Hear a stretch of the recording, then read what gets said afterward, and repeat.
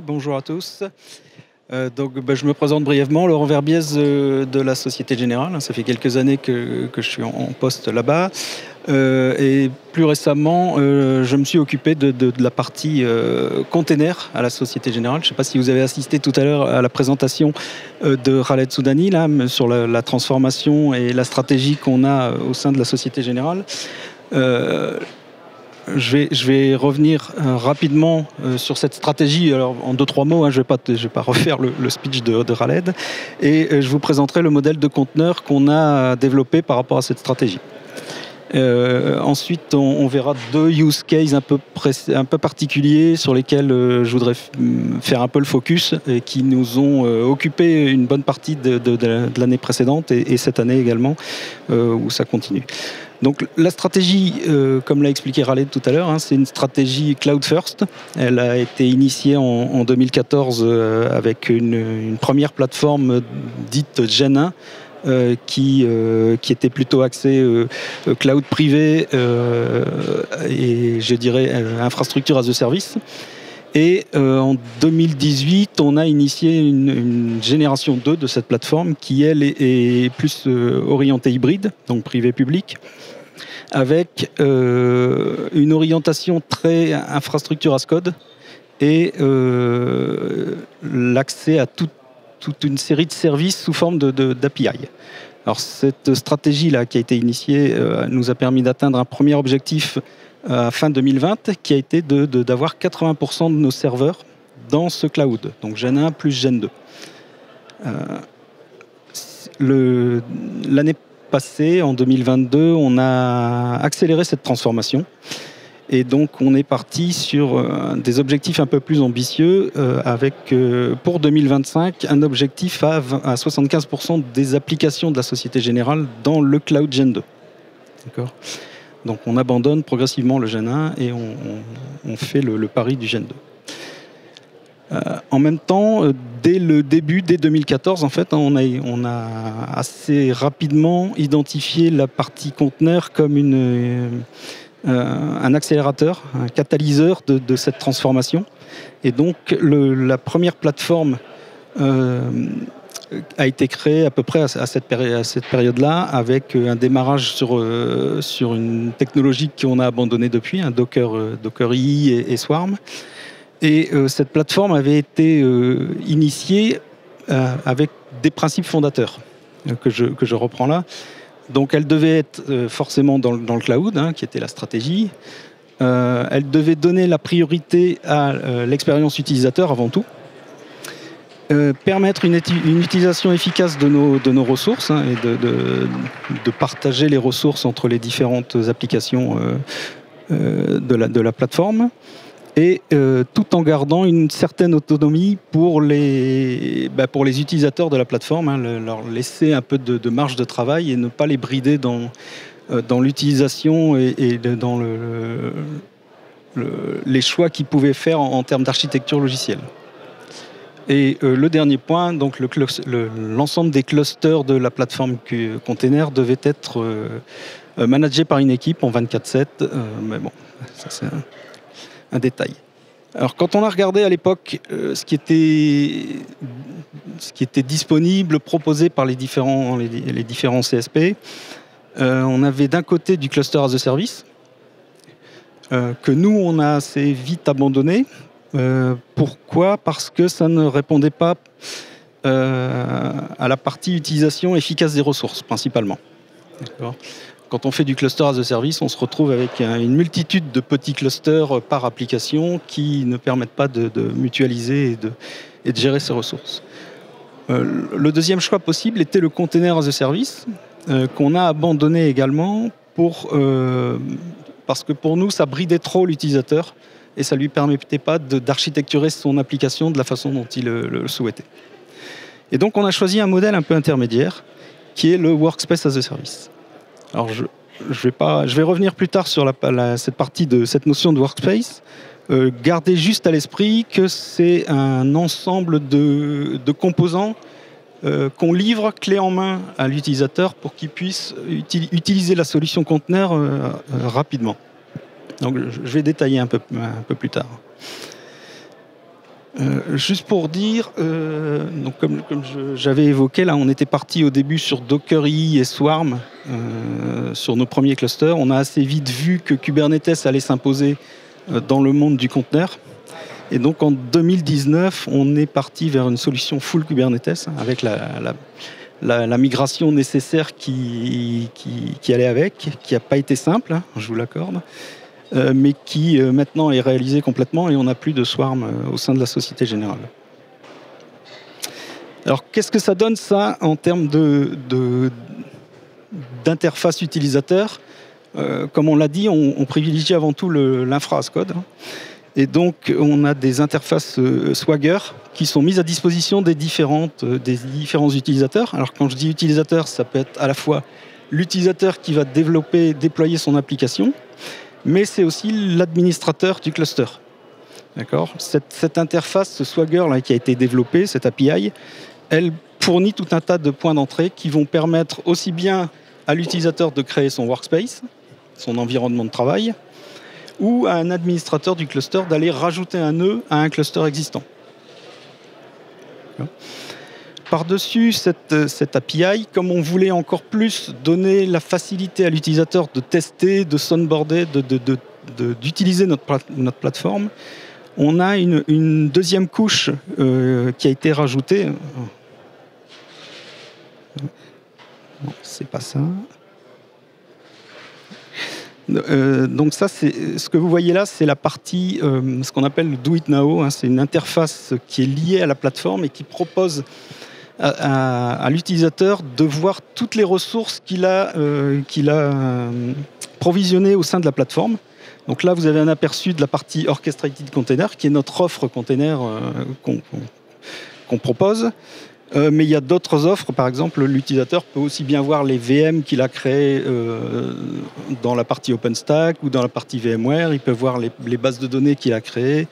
Donc c'est une interface graphique uniforme dans laquelle l'utilisateur peut retrouver l'ensemble de ses ressources. Et ici, vous voyez que pour la partie Orchestrated Container, vous allez avoir l'ensemble des namespaces qui ont été provisionnés pour cet utilisateur, avec différentes informations, son état, la localisation, sur quel cluster elle se trouve, etc.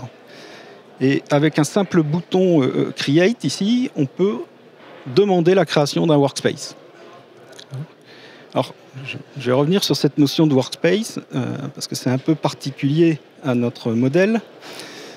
Donc ici, vous avez la vue synthétique de ce qu'est un cluster de la Société Générale. D'accord ? On est stretché sur 2 AZ à chaque fois. La partie control plane de nos clusters est donc stretché sur 2 AZ différentes, ce qui permet d'avoir un certain niveau de résilience par défaut. Ce control plane, pour ne pas le citer, c'est le control plane qui est fourni par Mirantis, hein, MKE, Mirantis Kubernetes Engine, et qui va en fait nous permettre d'administrer le cluster. Ensuite, vous avez la partie MSR qui est la registrie. Hein. À chaque cluster, on a une registrie associée pour stocker les images de conteneurs. Et ce qui est important ici, c'est tout ce qui a été entouré en orange là, et qui représente en fait le workspace. Ce que j'évoquais tout à l'heure. Alors, un workspace, c'est quoi ?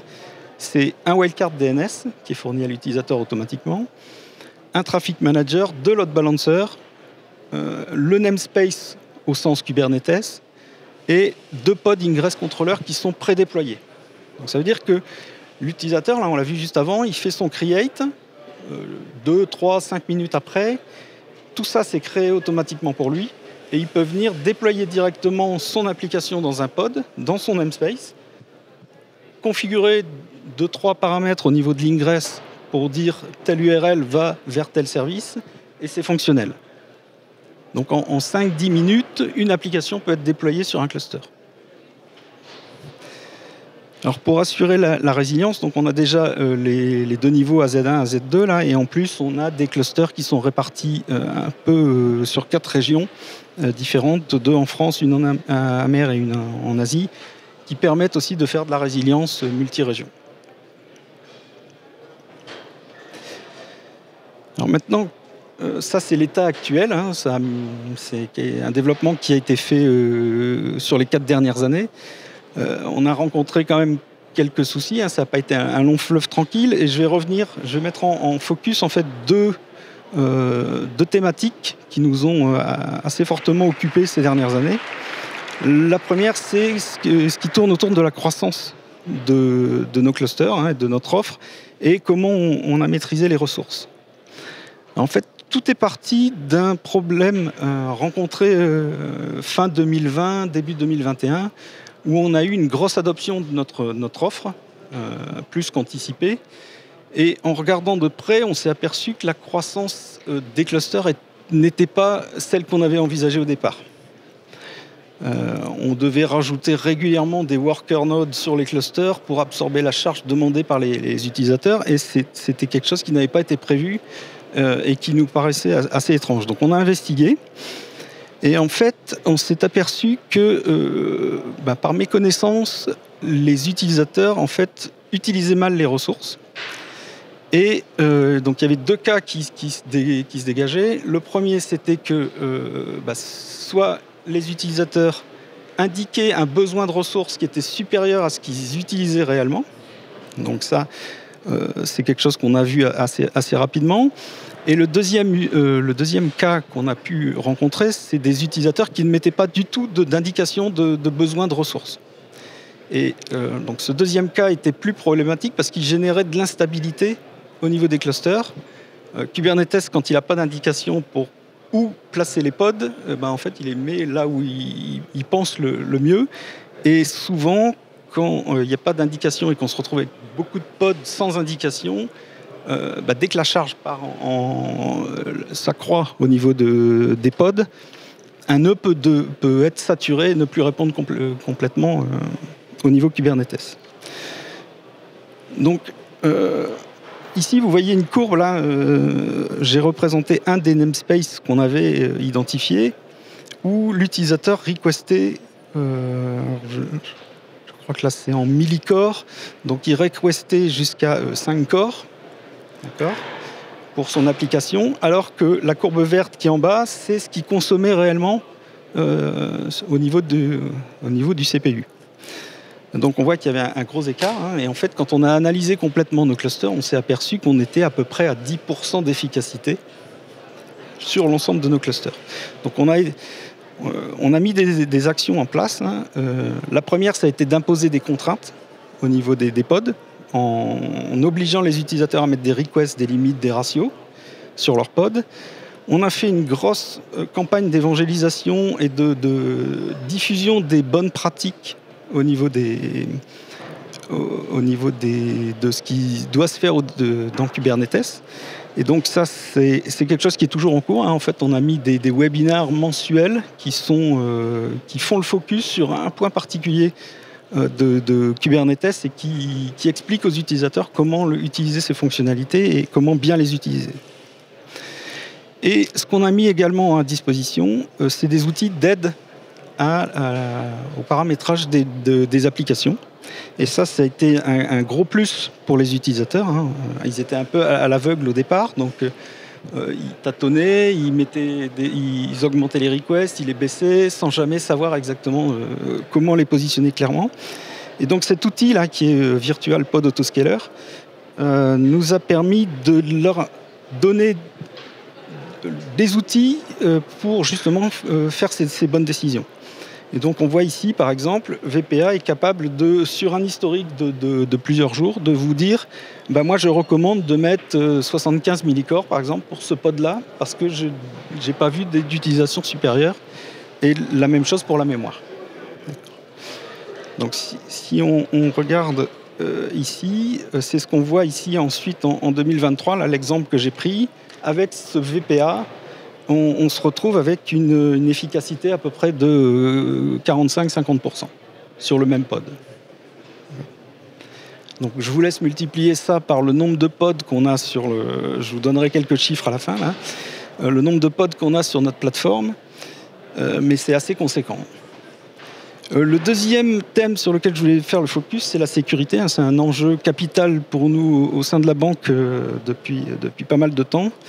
Et c'est quelque chose qu'on a dû regarder. Alors dès le départ, on avait mis en place plusieurs outils, plusieurs contrôles au niveau de la sécurité. Et le premier, c'était d'isoler les namespaces des différents clients. Comme on a des clusters sur lesquels on a du multitenante, on ne voulait pas mélanger les DSI entre elles, on ne voulait pas mélanger les applications entre elles et créer des failles, des brèches de sécurité entre les namespaces. Donc on isole par défaut les namespaces avec des network policy Kubernetes, ça c'est livré de base. Et on fait également des collections différenciées de workers par DSI pour les séparer et ne pas que l'une impacte l'autre. Ensuite, on a des contrôles qui sont faits au niveau des pods. On empêche les pods de passer directement en production. Et donc, on a un mécanisme de dev to prod qui est mis en place et qui oblige l'utilisateur à faire passer son pod dans ce pipeline de scan avant qu'il soit utilisable en prod. Je vais accélérer rapidement. Voilà, juste pour ce slide-là, 3 niveaux de patching qu'on a mis en place. La partie container, j'en ai parlé, c'est du domaine de l'application, donc ça, on s'en occupe pas. La partie Kubernetes produit, donc le produit Kubernetes, on essaye de faire un upgrade in place 1 ou 2 fois par an. C'est une grosse campagne de synchronisation avec les équipes, parce qu'on doit faire l'analyse d'impact, leur dire ce qu'ils doivent modifier, etc. Et la partie infrastructure, là, qui nous a donné le plus de soucis, où on a mis en place un mécanisme d'automatisation, de renouvellement de tous les nœuds, 1 fois par mois. Donc toutes nos plateformes sont recréées 1 fois par mois, de façon cyclique, sans interruption de service pour le client. Pour conclure, voilà, rapidement, quelques chiffres. On est aujourd'hui à 36 clusters sur l'ensemble de la banque. On a 14 000 corps dans nos plateformes, 4 000 workspaces, 46 000 pods qui tournent avec l'objectif d'en avoir 60 000 à la fin de l'année. Et s'il faut retenir quelques points de cette présentation, si vous devez développer une plateforme de ce type-là, mettez en place des contraintes dès le début. C'est quelque chose qui est difficilement rattrapable. Après, ça demande du boulot. Mettez des dashboards de monitoring pour surveiller vos volumes et voir directement quand il y a un problème.